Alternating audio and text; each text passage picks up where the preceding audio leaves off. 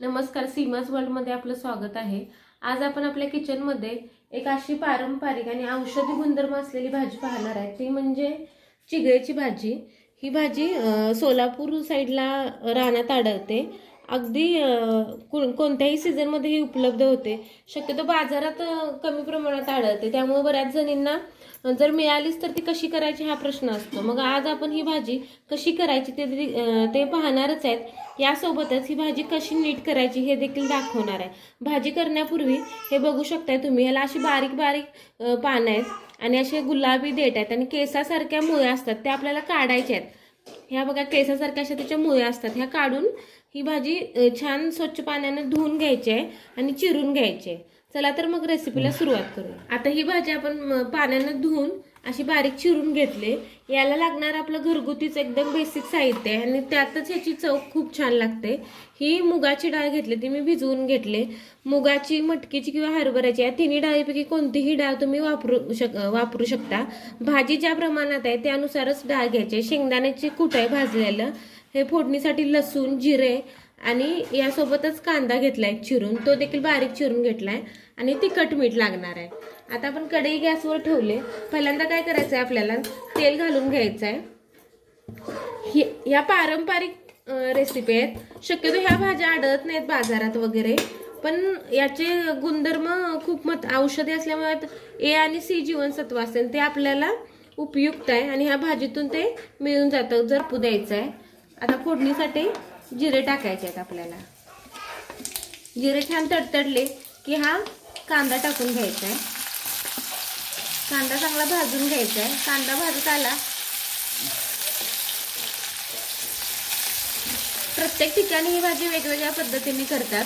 सोलापूर साइडला शक्यतो अशा पद्धतीनेच केली जाते आणि त्यानुसारच ही भाजी आपण बनवत आहे। आता यात आपण 5 ते 6 लसणाच्या पाकळ्या ठेचून घेतल्या, त्या देखील टाकून घेतल्यात। खरपूस होईस तोपर्यंत हे भाजून घ्यायचं आहे। आता आपला कांदा भाजत आलाय, यात आपल्याला ही धुवून घेतलेली भाजी टाकायची आहे। डाळ आपण अर्धा तास आधी भिजत घातलेली, त्यामुळे ती छान शिजते। कोणतीही डाळ घ्या तुम्ही, ती पाण्यात जर भिजवून घेतली अशा प्रकारे तर ती लगेच शिजते भाजी सोबत। आता ही मी मुगाची डाळ घेतली, ती देखील त्याच्यासोबतच टाकायची आहे। भाजीच्या पाण्यात ती छान शिजून जाते। ह्या चिगळेच्या भाजीला मी पाणी वापरलेलं नाहीये, कारण की याला स्वतःहूनच पाणी सुटतं। आता हे छान मिक्स करून घ्यायचं आहे आपल्याला। मीठ अगदी शेवटी टाकायचं आहे, कारण भाजी कोणतीही पालेभाजी करताना ती शिजून कमी होते, त्यामुळे मिठाचा अंदाज कळत नाहीये। मग ती शिजून कितपत होते त्यानुसार त्याच्यात आपण मीठ टाकणार आहे। आता थोडं आपण परतून घेऊ आणि त्यात आपल्याला खायला म्हणजे आपल्या चवीनुसार तिखट टाकायचं आहे। मी हे कोल्हापुरी लाल तिखट टाकतोय, हा मी 1च चमचा वापरणार आहे। तुम्हाला जसं हवं तसं त्यानुसार तुम्ही हे तिखट वापरू शकता। म्हणजे सोलापूर साइडला यात काळा इसूर घालून देखील बनवतात।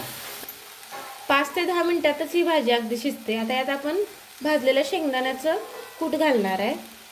सोबतच आता भाजी शिजून तुम्ही बघू शकता केवढी झाली, त्यानुसार आपण मीठ घालणार आहे। आता ही सगळी भाजी आपण एकजीव करून गरम गरम भाकरी सोबत खाऊ शकता।